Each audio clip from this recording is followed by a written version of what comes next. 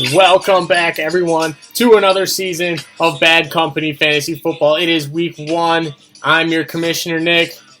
It's time for everyone's favorite, the illustrious, always accurate power rankings. Let's get right into it. It's the Ocho. Let's go. Number 12, Quantum Cheeseburger. Jerry's team starts off the year in the basement of the power rankings. Shocker. This has less to do with the players on the roster, but more because of the general manager's history.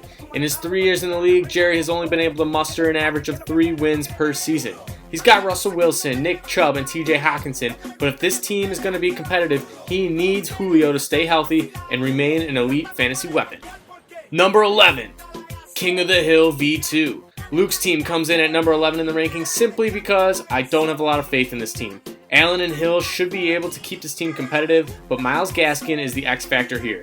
It remains to be seen how the new offense in Miami will utilize Gaskin. Could be a big boom or bust kind of guy. Number 10, Poppy's prized possession. Brophy's team starts off the year in the double digits of the power rankings, a far fall from the reigning conference champion. I see question marks up and down the entire roster. I think Adam Thielen will start the year hot with the injury to Irv Smith, but this team will either sink or float due to what Derrick Henry does this season. Number 9, When Legends Rise. Frank's team comes in at number 9 to start the year. Both starting running backs, Barkley and Swift, look to be playing week 1 despite lingering injuries. Michael Thomas will be out until around Halloween as well. That means Amari Cooper and this team's X Factor, George Kittle, will be tasked with picking up the slack in the meantime. Number 8, Beans Pride Parade. Ethan's team starts the year in the 8th spot in the rankings despite owning the presumed top running back in fantasy. I'm not as high on Mike Davis or Kyle Pitts, but it might not matter if Christian McCaffrey returns to his old form. If he puts up 30 points every game like he used to, this team could have a chance every single week. Number 7, Team Never Lucky. The reigning, defending, undisputed, 2-time back-to-back champion of Bad Company, Dan, comes in at number 7. He may not be the preseason favorite this year, but don't sleep on this team. Ridley, Diggs, and Kelsey may be the best receiving trio in the whole league. Expect Dan to stream QBs this year, but Joe Burrow is a bold pick to start the year at QB coming off his torn ACL. Number 6, absolutely that guy, pal. My team starts the year smack dab in the middle of the rankings. I like my team a lot, but want to remain conservative until I see it play out on the field. My team's X factor is Clyde Edwards-Helaire. I think everyone was disappointed in Clyde's season last year, but with less competition in the backfield and being on one of the best offenses in the league, I like his chances to break out. Number 5, maybe next year, Grit.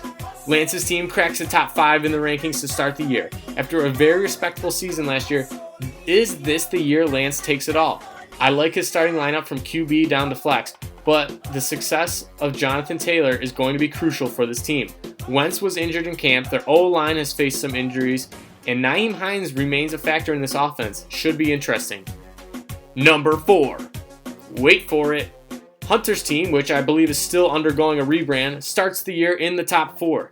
This team kept Dalvin Cook and added another top running back in Austin Eckler.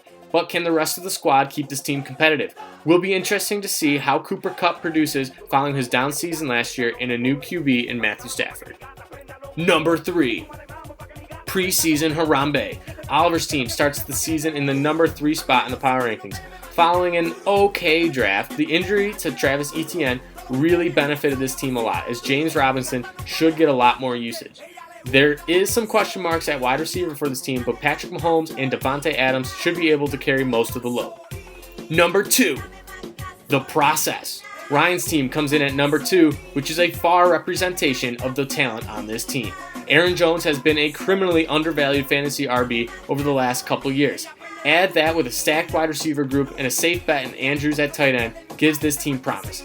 Darrell Henderson is a question mark though. Will he be the primary guy in LA, or will Sony Michel steal a good chunk of the work?